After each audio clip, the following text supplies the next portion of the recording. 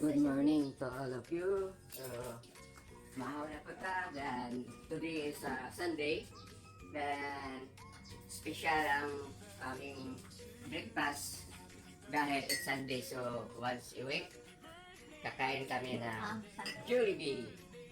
So, salamat sa Jollibee. Pero dugangan akong gatas niya akong gatas kasi kulang pa. Then, bumili din yung asawa ko ng lukot at saka lato. Dahil yung, lukot at saka lato. Ito.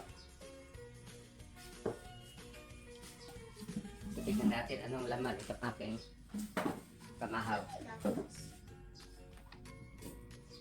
Ang night. So, kain tayong lahat.